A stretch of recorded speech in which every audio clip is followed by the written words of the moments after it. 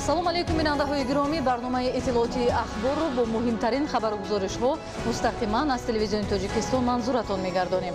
Дар студия бо шумо Савсан Ғайрзода. имрӯз дар кӯчаи Ҳабиб Аҳрории ноҳияи Исмоили Сомонии шаҳри Душанбе асосгузори сулҳу ваҳдати миллӣ, пешвои миллат, президенти ҷумҳурии Тоҷикистон муҳтарам Эмомалӣ Раҳмон ва раиси шаҳри Душанбе муҳтарам Рустами Эмомалӣ барои оғози корҳои сохтмонӣ дар меҳмонхонаи бисёр ошёнаи замонавии Windham Dushanbe Hotel and Resorts санги асос гузоштанд. Мавриди зикр аст ки дар асоси дастуру ҳидоятҳои раҳнамусози президенти ҷумҳурии Тоҷикистон муҳтарам Эмомалӣ Раҳмон ва иқдомҳои созандаи роҳбарияти мақомоти иҷроияи ҳокимияти давлатии шаҳри Душанбе таи солҳои охир симои пойтахти мамлакат шаҳри Душанбе ба кулли дигаргун шуда, дар натиҷаи заҳмати аҳлонаву ватандӯстонаи сокинон ва соҳибкорони бонангу номуси он ба ифтихори ҷашну идҳои миллию давлатӣ аз қабили 30-солагии истиқлолияти давлатии ҷумҳурии Тоҷикистон тадбирҳои ободониву созандагӣ вусъати тоза касб намудааст. 4 сентябр асосгузори сулҳу ваҳдати миллӣ, пешвои миллат, президенти ҷумҳурии Тоҷикистон муҳтарам Эмомалӣ Раҳмон ва раиси шаҳри Душанбе муҳтарам Рустами Эмомалӣ дар кӯчаи Ҳабиб Аҳрории ноҳияи Исмоили Сомонии шаҳри Душанбе барои оғози корҳои сохтмонӣ дар меҳмонхонаи бисёр ошёнаи замонавии Windham Dushanbe Hotel and Resorts санги асос гузоштанд.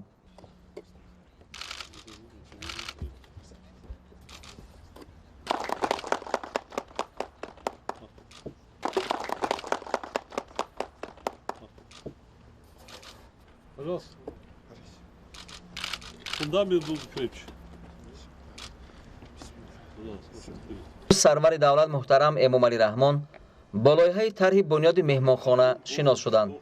بنیاد انشاءات در اساس قرار رئیس شهر دوشنبه از 16 آگوست سال 2019 تحت رقم 504 براه مانده می شود.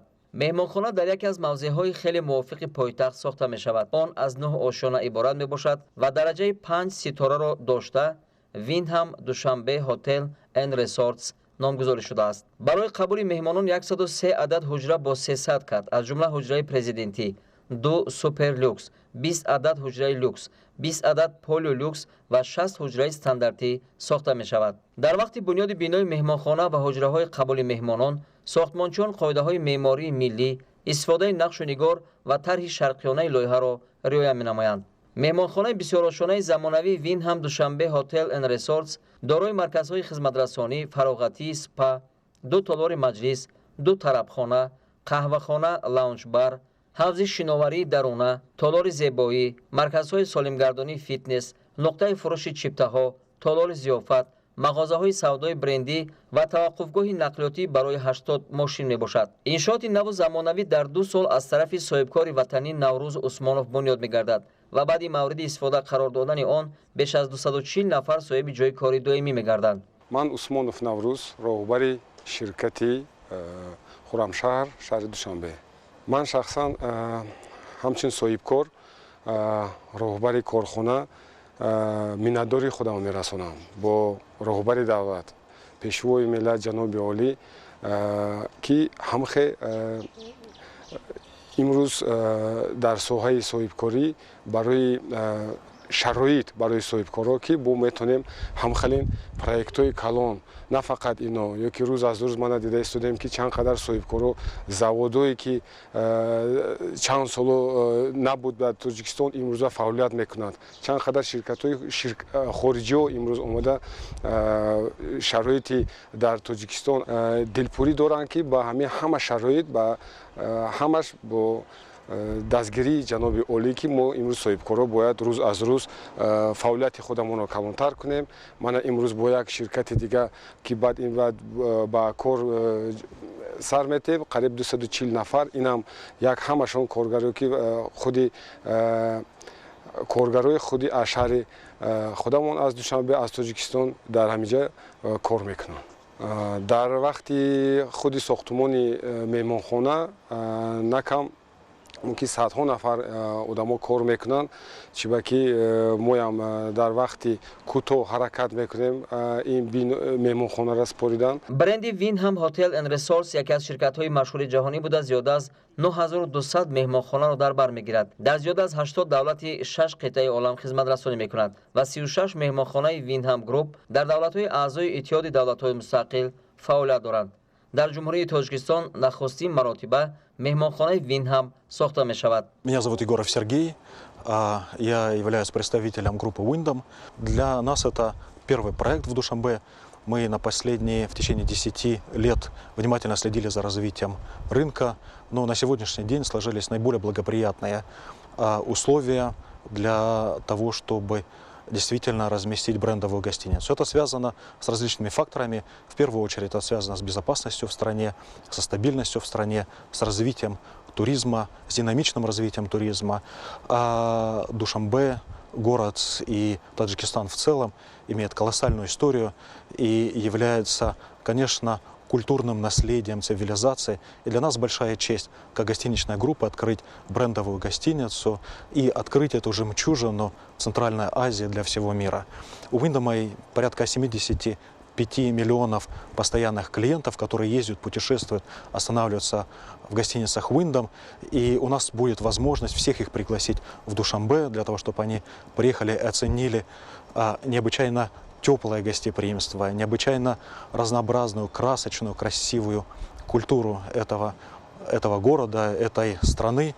Также хочу выразить колоссальную благодарность президенту, который уделил время для того, чтобы приехать и заложить первый камень, фундамент будущей гостиницы. Мы понимаем, насколько плотный график, и тем не менее он нашел время.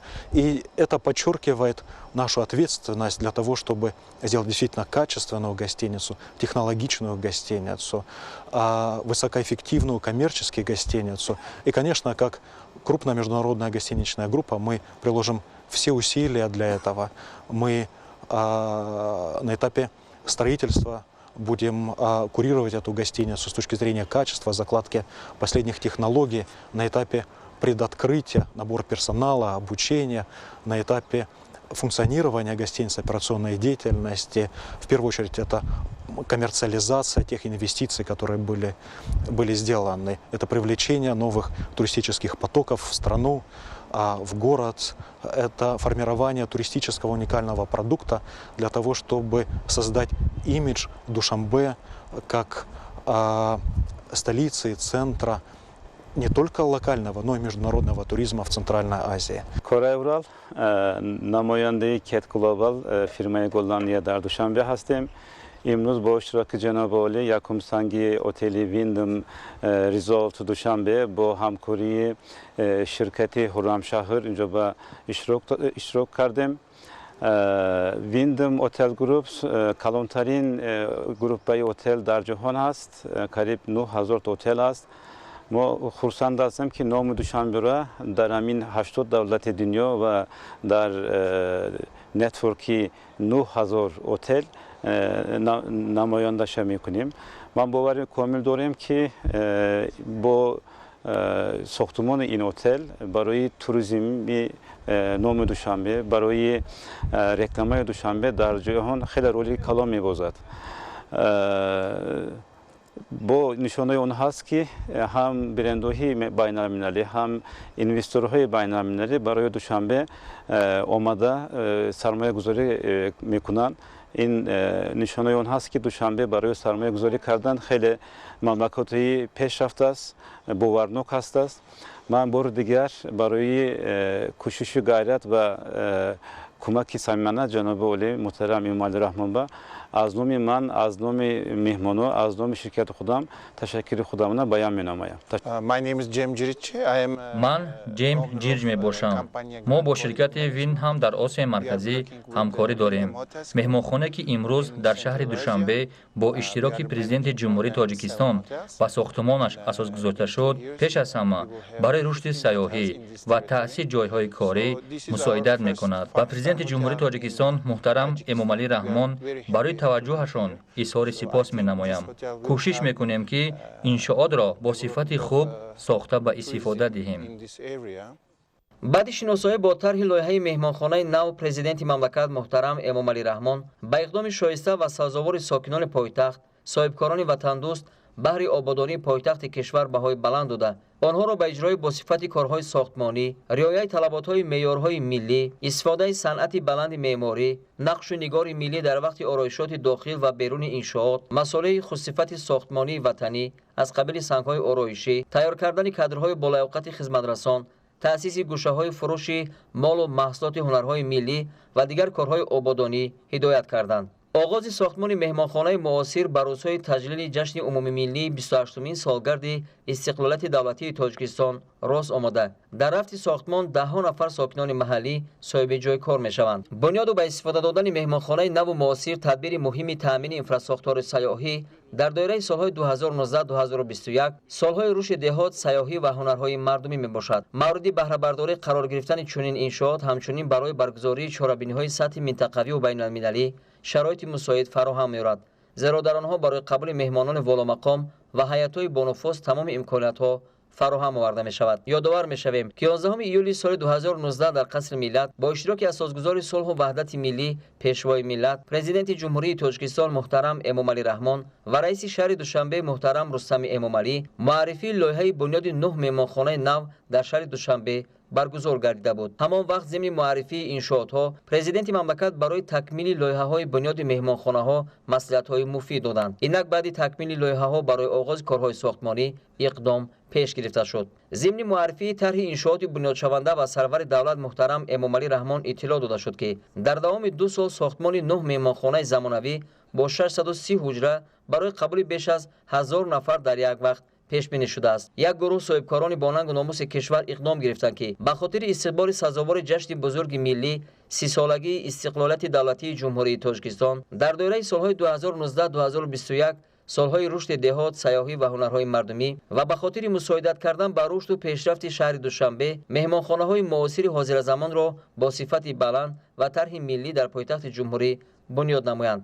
ҳамаи меҳмонхонаҳое ки лоиҳаи онҳо ба пешвои миллат муҳтарам эмомалӣ раҳмон муаррифӣ гардид бо дар назардошти талаботи байналмилалии соҳа ба дараҷаи 3, 4 ва 5 ситорадор сохта мешаванд. меҳмонхонаҳои бунёдшаванда баландошона буда аз ҳуҷраҳои стандарт, люкс, ним люкс ва апартамент иборат мебошанд ва бо инфраструктури зарурӣ аз қабили марказҳои савдову хизматрасонӣ, тарабхона, ҳавзи шиноварӣ, маҷлисгоҳ, марказҳои варзишиву дилхушӣ, тиббӣ, ҳаммом, толори синамо ва таваққуфгоҳҳои зеризаминӣ муҷаҳҳаз мебошанд. мавриди зикр аст ки дар асоси дастуру ҳидоятҳои раҳнамусози президенти ҷумҳурии Тоҷикистон муҳтарам эмомалӣ раҳмон ва иқдомҳои созандаи роҳбарияти мақомоти иҷроияи ҳокимияти давлатии шаҳри Душанбе таи солҳои охир симои пойтахти мамлакат шаҳри Душанбе ба куллӣ дигаргун шуда дар натиҷаи заҳмати аҳлонаву ватандӯстонаи сокинон ва соҳибкорони бо нангу номуси он ба ифтихори ҷашну идҳои милливу давлатӣ аз қабили 30-солагии истиқлолияти давлатии ҷумҳурии Тоҷикистон тадбирҳои ободониву созандагӣ вусъати тоза касб намудааст. мувофиқи иттилои мақомоти иҷроияи ҳокимияти давлатии шаҳри Душанбе то таҷлили ин ҷашни таърихӣ дар шаҳри Душанбе зиёда аз 3500 иншооти таъиноти гуногун сохта ба истифода дода мешавад. имрӯз дар доираи тадбирҳои бунёдкорӣ ба истиқболи солгарди истиқлолияти давлатии ҷумҳурии Тоҷикистон асосгузори сулҳу ваҳдати миллӣ пешвои миллат президенти ҷумҳурии Тоҷикистон муҳтарам Эмомалӣ раҳмон бо раиси шаҳри Душанбе муҳтарам Рустами Эмомалӣ дар пойтахти мамлакат ба сохтмони меҳмонхонаи 5 ситорадори дипломат оғози расмӣ бахшида бо лоиҳаи он шинос гардиданд. ин меҳмонхонаи муосир дар муҳлати 2 сол яъне дар рӯзҳои таҷлил аз 30-солагии истиқлолияти давлатии ҷумҳурии Тоҷикистон бунёд ва мавриди баҳрабардорӣ қарор дода мешавад. гузориши ҳамкоронамон. 4 сентябр асосгузори сулҳу ваҳдати миллӣ пешвои миллат президенти ҷумҳурии Тоҷикистон муҳтарам Эмомалӣ раҳмон бо раиси шаҳри Душанбе муҳтарам Рустами Эмомалӣ дар пойтахти мамлакат ба сохтмони меҳмонхонаи 5 ситорадори дипломат оғози расмӣ бахшида бо лоиҳаи он шинос гардиданд.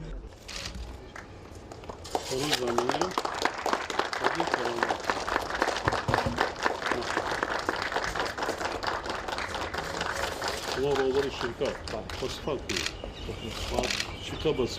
меҳмонхонаи 5 ситорадори дипломат аз ҷониби ҷамъияти дорои масъулияти маҳдуди рушди осиё дар асоси қарори раиси шаҳри душанбе дар кӯчаи бохтар 3 ноҳияи исмоили сомонӣ сохта мешавад. иншооти нави хизматрасонии сайёҳӣ дар доираи нақшачорабиниҳо ба хотири татбиқи дастуру супоришҳои президенти мамлакат аз ҷониби соҳибкори ватанӣ бунёд мегардад.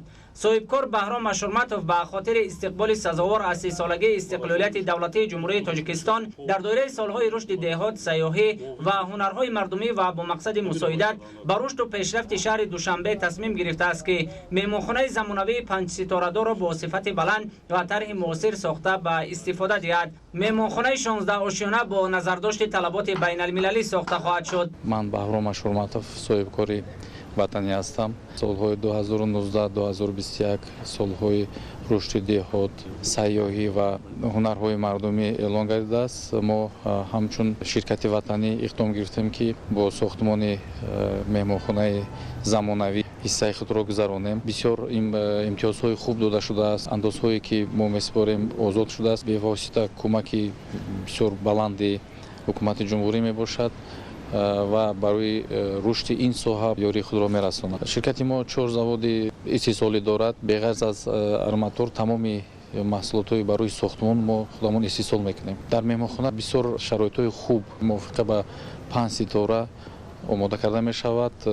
гумон мекунам ки беҳад сифати хуб ва як хизматрасонии дараҷаи баланд мо ташкил мекунем. дар вақти сохтмон 300 нафар ҷойи кор ташкил шудагӣ, баъди истифода додани меҳмонхона 160 ҷойи корӣ таъмин карда мешавад. мо ҳамчун ширкати ватанӣ дар ободонии шаҳри худамон ва ватани худамон ҳатман мо саҳмгузор ҳастем. на фақат меҳмонхона ва дигар иншоотҳои иҷтимоӣ ниятҳое дорем ки сохтмон кунем. طبق لایحه انشاءات از 80 حجره از جمله 2 حجره برای شخصان والامقام، 8 حجره لیوکس، 20 حجره نیم لیوکس و 50 حجره مقرره با شرایط معاصر عبارت می باشد. انشاءات معاصر خدمت رسانی با امکان قبول زیاده از 150 نفر مهمان در یک وقت ساخته می شود. در مهمانخانه یک قطار انفراستراکچور ضروری از جمله 4 تالار مجلس، توقفگاه زیرزمینی، یک طربخانه، 2 قهوه‌خانه، حوض شیناوری، 2 کاشانه حسن، اتاقهای کاری و 2 تالار ورزشی و سالمگردانی برای مزاجان فراهم کرده می شود. در رفت کارهای ساختمانی در مهمانخانه بلندنشینه دیپلمات 300 نفر و بعد پورا به استفاده دادن آن 160 نفر شهروندان مملکت با جای کار دائمی و معاش خوب تامین خواهند گردید. در دایره تدبیرهای آبادانی اطراف بنای مهمانخانه در مساحت نزدیک 500 متر مربع کبودیزار کرده می شود. این انشاءات زمانوی خدمت رسانی در دوام 2 سال ساخته می شود و در روزهای تجلیل از 30 سالگی استقلالیت دولتی جمهوری تاجیکستان مورد بهره برداری قرار خواهد گرفت. معاون اولی دیرکتور گنرالی جمعیت دارای مسئولیت محدود رشد آسیا بهرام سلطانشاه میباشند. جمعیت ما در اساس دستور سپارش‌های رهبر دولت، پیشوای معظم ملت جناب عالی امامعلی رحمان و سپارش‌های دادنده رئیس شهر دوشنبه محترم رستم امامعلی اقدام گرفته است که در مرکز پایتخت عزیزمان یک مهمانخانه زمانوی پناهندگان بنا سازد. من امروز از جانب رهبر دولت سنگ اساسی گذاشته شد. ما بسیار خرسند هستیم که در اساس این سیاست خیرخواهانه رهبر دولتمان و محترم رئیس شهر دوشنبه همین ساختمان‌ها در شهر دوشنبه زیاد شده ایستادند و ما صاحب کار شده معاش خوب گرفته ایستادیم و این پیشروی برای جامعه است و اقدام نیک است بخشیده به 30 سالگی استقلال دولتی جمهوری تاجیکستان. مهمانخانه زمانوی که ما بنیاد کرده ایستادیم در اساس تکنولوژی‌های نوی زمانوی ساخته می شود. از متل کنسترکسیون ما این آباد میکنیم. اثنای شناسایی با لایحه مهمانخانه به سرور دولت اطلاع داده شد که اکثر مسائل ساختمانی برای بنیاد این انشاءات معاصر خدمت رسانی سیاحی در پایتخت مملکت از استحصالات خود جمعیت رشد آسیا دسترس و استفاده خواهد شد که دارای صفت بلند میباشند. راهبر دولت محترم امامعلی رحمان پس از شناسایی پرره با طرح مهمانخانه معاصر با اقدام صاحبکار وطنی بهای بلند داده جهت اجرای با صفت کارها رعایت طلبات معاصر ساختمانی و استفاده صنعت بلند معماری ملی در وقت آرایشات داخل و بیرون انشاءات اینچنین استفاده مصالح بلند صفت دستور و هدایت‌های سودمند دادند. имрӯз ҳамчунин дар хиёбони рӯдакии пойтахт асосгузори сулҳу ваҳдати миллӣ пешвои миллат президенти ҷумҳурии Тоҷикистон муҳтарам Эмомалӣ Раҳмон бо раиси шаҳри Душанбе муҳтарам Рустами Эмомалӣ барои сохтмони маҷмӯаи баландошёнаи бисёрфунксионалӣ бо ҷойгиркунии меҳмонхонаи замонавии 5 ситурадори 24 ошёна ва 2 апартаментҳои резиденсии 18 ошёнаи гранд рӯдаки тавер санги асос гузоштанд. Сарвари давлат муҳтарам Эмомалӣ Раҳмон зимни шиносоии масъулинро вазифадор намуданд ки ба сифати корҳои сохтмонӣ таваҷҷӯҳи аввалин дараҷа зоҳир намуда иншоотро мувофиқи нақшаи тасдиқ гардида дар муҳлати муқарраршуда сохта мавриди баҳрабардорӣ қарор диҳанд. рӯзи 4 сентябри соли ҷорӣ асосгузори сулҳу ваҳдати миллӣ пешвои миллат президенти ҷумҳурии Тоҷикистон муҳтарам Эмомалӣ Раҳмон бо раиси шаҳри Душанбе муҳтарам Рустами Эмомалӣ дар хиёбони рӯдакии пойтахт барои сохтмони маҷмӯаи баландошёнаи бисёрфунксионалӣ бо ҷойгиркунии меҳмонхонаи замонавии 5 ситурадори 24 ошёна ва 2 адад апартаментҳои резиденсии 18 ошёнаи гранд рӯдаки тавер санги асос гузоштанд.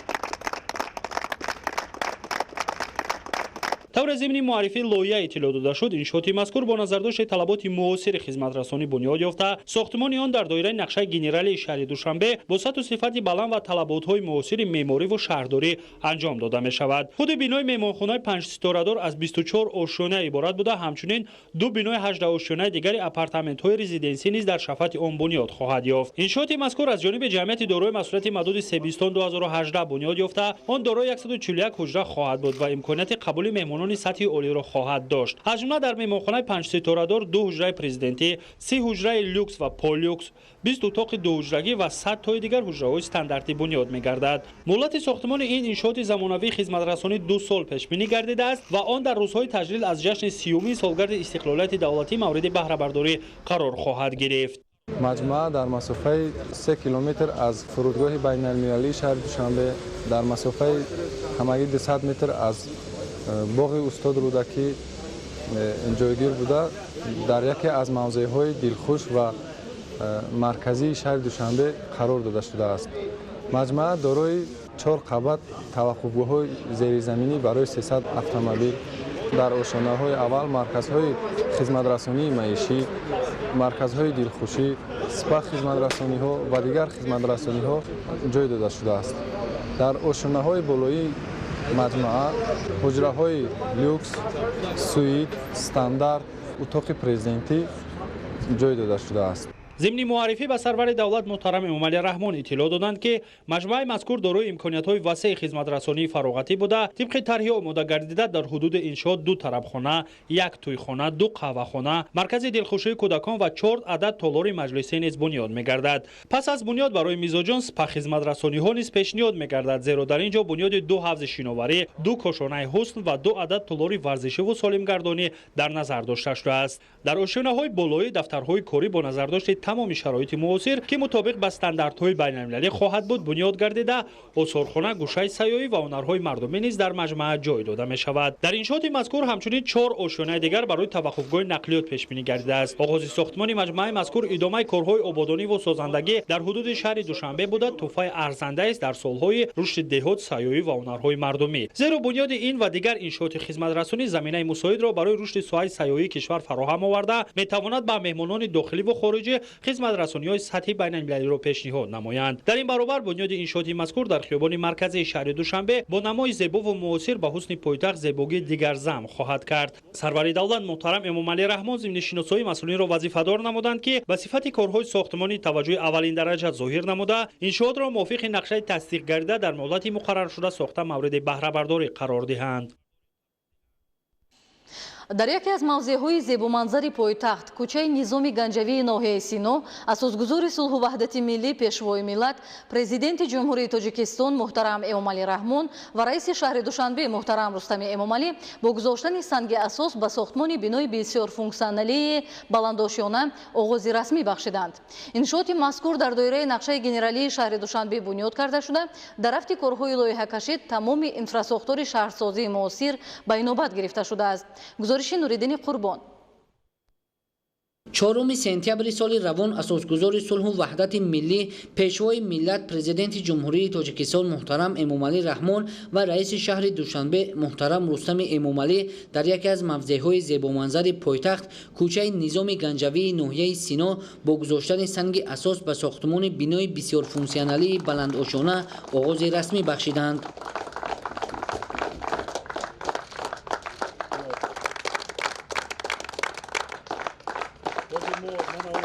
هنگام معرفی لایحه انشاءات به سرور دولت محترم امامعلی رحمان اطلاع داده شد که بنا از مهمانخانه 5 ستاره دار و مرکز تجارتی بزرگ عبارت است. طبق لایحه این مرکز بزرگ بسیار فونکسیونالی از 2 بنا عبارت بوده دارای مهمانخانه 20 آشانه و مرکز تجارتی 17 آشانه می باشد. شماره عمومی حجره های مهمانخانه 160 عدد بوده از 2 حجره برای مهمانان والا مقام هر یک با مساحت 250 متر مربع در آشانه های 12 و 15 13 حجره لوکس که مساحت هر یکی آنها 80 متر مربع 35 حجره استانداردی می باشد.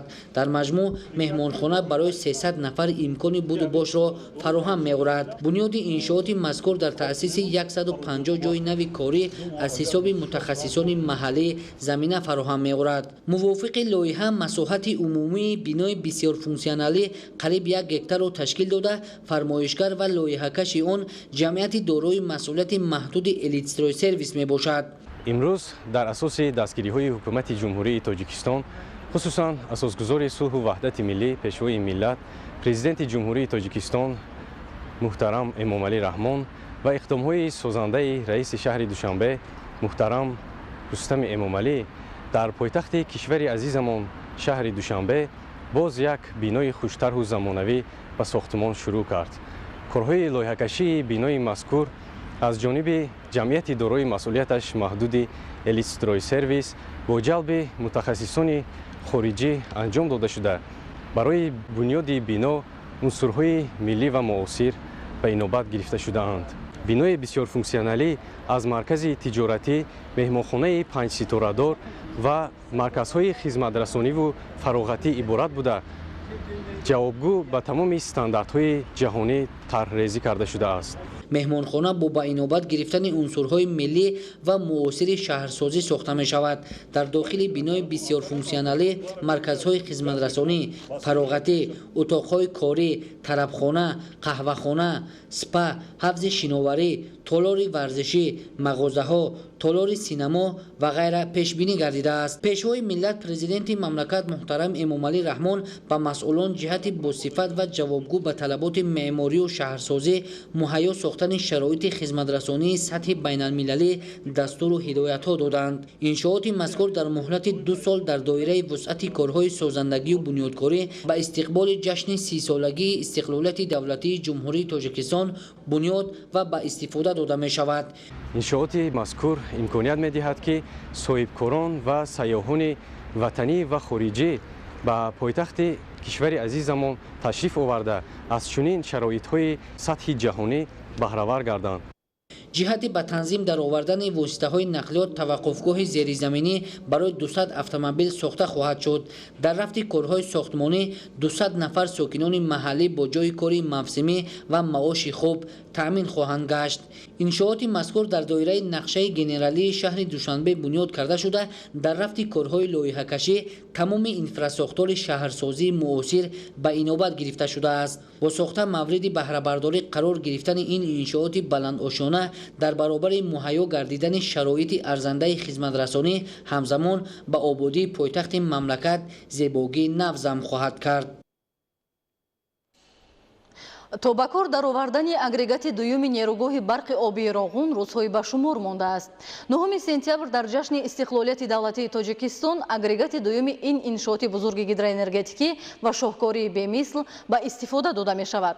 нерӯгоҳи барқи обии Рогун ҳамчун иншооти нодири аср аҳамияти ҷаҳонӣ дошта яке аз бузургтарин дастовардҳои ҷумҳурии Тоҷикистон дар даврони 28 соли истиқлолияти давлатӣ ба ҳисоб меравад.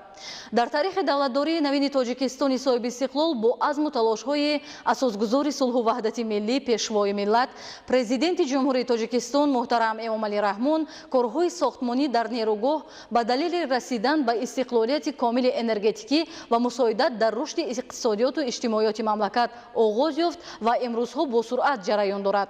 Айни замон бунёди нақбҳои обпарто, ҳавокаш, нақлиётӣ, пешдарғоти поёнӣ ва дигар иншооти асосию ёрирасон вусъат меёбад. баъди ноил шудан ба истиқлолияти давлатӣ як рукни муҳимтарини фаъолияти ҳукумати кишвар ба хусус асосгузори сулҳу ваҳдати миллӣ пешвои миллат президенти ҷумҳурии Тоҷикистон муҳтарам Эмомалӣ Раҳмон ба рушду нумӯи соҳаи энергетика махсусан гидроэнергетика нигаронида шуда тараққиёти он яке аз фишангҳои асосии пешрафти иқтисодиёт ноил гардидан ба ҳадафҳои муҳими стратегӣ ва баланд бардоштани дараҷаи некуаҳволии мардум ба ҳисоб меравад ва ин раванд токунун идома дораду вусъати тоза мегирад. намунаи барҷастаи татбиқи стратегияи таъмини мустақилияти энергетикӣ ин эъмори нерӯгоҳи барқи обии Рогун аст ки ҳаминак агрегати дуюми он дар рӯзи таҷлили 28-уми истиқлолияти давлатии ҷумҳурии Тоҷикистон 9 сентябри соли 2019 мавриди баҳрабардорӣ қарор дода мешавад. бунёди нерӯгоҳи Рогун на танҳо барои Тоҷикистон балки барои тамоми минтақаи Осиёи марказӣ ва дар шароити норасоии нерӯи барқу зиёд гардидани партовҳои газҳои гулхонаӣ барои тамоми сайёра манфиатбахш аст. ин нуқта аз ҷониби олимону донишмандони шинохтаи сатҳи ҷаҳонӣ исботи илмии хешро пайдо кардааст. яъне нерӯгоҳи барқи обии Рогун ҳамчун иншооти гидроэнергетикӣ тарҳи ҷолибу судовари иқтисодиву иҷтимоии дорои аҳамияти милливу минтақавӣ буда аз лиҳози ҷуғрофию муҳандисӣ лоиҳаи нодир аст. нерӯгоҳи барқи обии Рогун бо иқтидори 3600 мегаватт бунёд хоҳад шуд. иқтидори барқ истеҳсолкунии ин тарҳи камназир дар як сол зиёда аз 17 миллиард киловаттсоат нерӯи барқ мебошад. ин нерӯгоҳ бо истеҳсоли нерӯи сабз яъне бе партовҳои зиёновар ба атмосфера ва риояи меъёрҳои муосири экологӣ яке аз беҳтарин нерӯгоҳҳои барқи обӣ дар ҷаҳон ба ҳисоб меравад. аз ҳамин нигоҳ барқи тавлид намудаи ин нерӯгоҳ аз лиҳози экологӣ тоза мебошад. дар нерӯгоҳи барқи обии Рогун пешрафтатарин техникаву таҷҳизот ва муҳандису мутахассисони барҷастаи тоҷику намояндагони дигар халқу миллатҳо фаъолият доранд. ба қавли таҳлилгарон дар ин ҷо қариб ҳамаи таҷрибаҳои сохтусоз шурӯъ аз лоиҳакашии тарҳ то сохтмони он ба пуррагӣ нав мебошанд. тамоми иншооти минбаъд амалкунандаи нерӯгоҳи барқи обии Рогун аниқтараш 90% он дар зери кӯҳҳои осмонбӯс бунёд шуда истоданд. муҳимтарин қисми нерӯгоҳ сарбанд ва ё дарғоти онро ҳам табиат гӯё маҳз барои нерӯгоҳсозӣ офарида бошад. барои бунёди сарбанди 335 метра қолаби табиии кӯҳ қариб ки беосеб боқӣ мемонад. танҳо тавассути сангу шағал ва дигар ҷисмҳои кӯҳӣ шибакунонии он сурат гирифта конструксияи кӯҳ барои сохтмони дарғот барқарор карда мешавад. мавзеи эъмори ядрои сарбанд ҳам аз лиҳози ҷуғрофӣ бениҳоят мусоид аст. яъне дар ҳамон маконе ки маркази сарбанд ба баландии 335 метр расонида мешавад, дарёи пуртуғёни Вахш аз минтақаи хеле борик убур мекунад. ду соҳили ҳамин мавзеро кӯҳпораҳои азим иҳота карданд. қисмати муҳиму асосии иншооти мазкур барои фаъолсозии агрегати дуюм аллакай омодаи кор аст. хусусан сохтмончиён дар нақби сохтмонии рақами 4, даромадгоҳи нақби сохтмонии 4, пешдарғоти болоӣ ва баромадгоҳи нақби сохтмонии рақами 4 банди кор буданд барои анҷоми босифату саривақтӣ муосиртарин техникаи соҳавӣ дар қидаҳои зеризаминиву рӯизаминӣ машғули кор мебошанд. назорати сифати корҳо зери таваҷҷӯҳи доимии мутахассисони соҳавӣ қарор дошта дар доираи дастуру ҳидоятҳои асосгузори сулҳу ваҳдати миллӣ пешвои миллат президенти ҷумҳурии Тоҷикистон муҳтарам Эмомалӣ Раҳмон масолиҳи сохтмонӣ ва корҳои анҷомёфта аз ташхисҳои ҳамаҷониба гузаронида мешаванд. сарбанди нерӯгоҳ ки аз шумури нодиртарин сарбандҳо дар ҷаҳон ҳисобида мешавад феълан мувофиқи нақша бунёд ёфта истодааст ва мутахассисони соҳибтаҷриба банди сохтмони он мебошанд. дар нақби сохтмонии 4 ва даромадгоҳи он низ бо маром корҳо идома дошта дар умум нақби сохтмонӣ бо назардошти баромадгоҳ 1798 метр тӯл мекашад. корҳои заминӣ, хаффорӣ ва арматурбандии нақб идома дошта дар ҳаҷми 174587 метри мукааб корҳои хаффорӣ ба иҷро расидааст. ҳаҷми умумии корҳои нақбканӣ бо дар назардошти нақбҳои дастрасӣ 222488 метри мукаабро ташкил медиҳад. тибқи иттилои масъулин корҳои васлу насби таҷҳизот ва танзимгарии гидроагрегати рақами 5 ба пуррагӣ ба анҷом расида ҳанӯз дар моҳи апрел гидроагрегат ба гардиши озод гузошта шуд. имрӯз мардуми шарафманди Тоҷикистон дар атрофи асосгузори сулҳу ваҳдати миллӣ пешвои миллат президенти ҷумҳурии Тоҷикистон муҳтарам Эмомалӣ Раҳмон зичтар муттаҳид ва бо азми қавӣ дар ин бунёдкорӣ шарик шуда ин иншооти азимро бунёд мекунанд. ба андешаи коршиносон ба истифода додани ин иншоот дар рушди иқтисодию иҷтимоии кишвари мо гардиши куллиеро ба бор хоҳад овард. зеро барқи арзону фаровон роҳи расидани мо ба ҳадафҳои стратегӣ аз ҷумла саноатикунонӣ бо суръати мамлакатро боз ҳам ҳамвор ва кӯтоҳ хоҳад кард. дар доираи тадбирҳои бунёдкорӣ ва омодагиҳо ба таҷлили солгарди навбатии истиқлолияти давлатии ҷумҳурии Тоҷикистон дар асоси нақшачорабиниҳои мақомоти иҷроияи ҳокимияти давлатии шаҳри Душанбе бунёду навсозии иншооти гуногун таъинот вусъат меёбад. дар ҳамин замина дар пойтахти мамлакат боз якчанд иншооти нави варзишӣ аз қабили майдончаҳо барои баргузории бозиҳои гуногуни варзишӣ ва гулгаштҳо барои гаштугузори сокинон ба истифода дода шуд. иншооти нав барои ташкилу баргузории намудҳои варзиш дар маҳалла ва истироҳату фароғати сокинон имконияти мусоидро фароҳам меорад. тафсилоти бештар дар гузориши омоданамудаи ҳамкоронамон. иншооти мазкур дар доираи нақшачорабиниҳои мақомоти иҷроияи ҳокимияти давлатии шаҳри Душанбе доир ба фароҳам овардани шароити мусоид ба варзиш, фаро гирифтани ҷавонону наврасон ва таблиғи тарзи ҳаёти солим, инчунин таъмини истироҳату фароғати сокинон бунёд гардидааст. майдончаи варзишӣ барои наврасону бозии кӯдакон воқеъ дар кӯчаи Якачинор назди биноҳои истиқоматии 144 каср 1 ва 144 каср 2 ноҳияи Сино ҳам аз ҷумлаи чунин иншоотест ки бо мавриди истифода қарор гирифтанаш барои сокинони шаҳрак имконияти мусоиди баргузории мусобиқаҳои варзишӣ ва истироҳату фароғатро фароҳам кард. майдончаи варзишии фароғатӣ дар масоҳати 760 метри мураббаъ доман паҳн карда он аз ҷониби вазорати адлияи ҷумҳурии Тоҷикистон бунёд гардидааст. корҳои сохтмонӣ бошад аз аввалҳои моҳи феврал оғоз гардида дар муддати муайян гардида ба анҷом расонида шуд. аз ҷониби вазорати адлияи ҷумҳурии Тоҷикистон ин майдончаи варзишӣ ва ҷои дилхушӣ ба кулли сокинони ин маҳалли як гӯшаи шаҳри Душанбе сохта ва истифода дода шуд.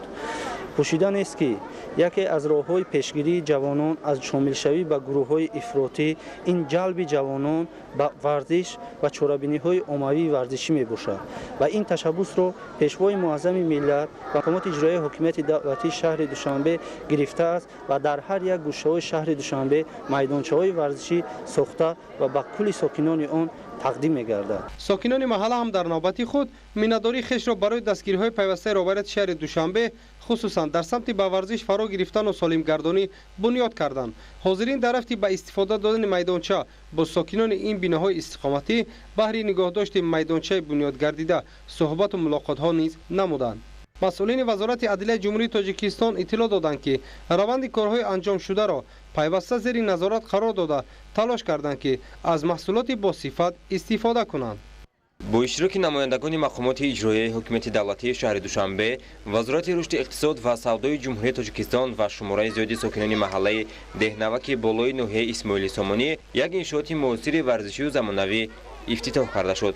дар оғоз намояндагон аз шароити фароҳам гардида дар ин иншоот дидан намуда ба кори сохтмончиён баҳои баланд доданд. иншооти варзишӣ дорои шароити мусоиди фароғату истироҳат буда бари бозиҳои варзишӣ футбол, баскетбол ва волейбол имкони хуб муҳайё гардидааст. боиси ифтихор аст ки имрӯз дар маҳаллаи мо дар арафаи ҷашни 28-солагии истиқлолияти давлатии ҷумҳурии Тоҷикистон бо дастгирии асосгузори сулҳу ваҳдати миллӣ президенти ҷумҳурии Тоҷикистон муҳтарам Эмомалӣ Раҳмон боз як майдончаи варзишӣ бо таҷҳизотҳои варзишӣ сохта ба истифода дода шуд ки ин ҳам бошад барои ҷавонон ва насли навраси имрӯза такони ҷиддӣ мебахшад.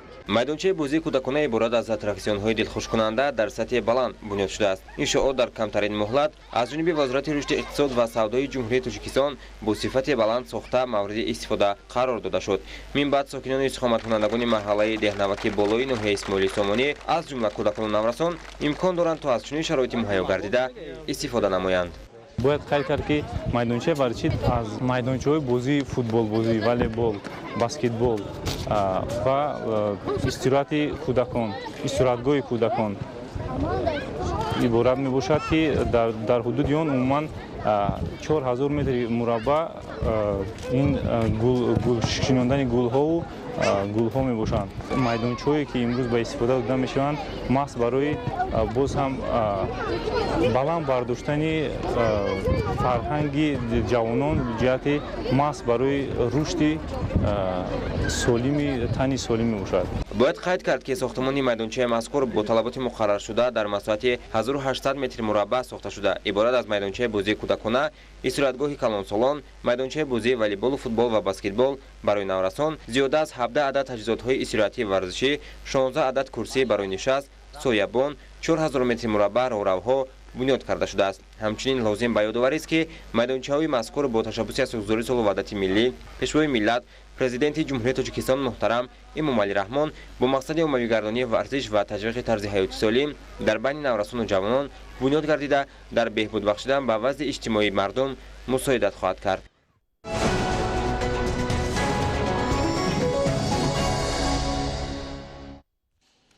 бинандаҳои азиз, ин буд якчанд хабару гузорише ки ҳамкоронамон то ин соат баҳри шумо омода намуданд. хайр, саломат бошед.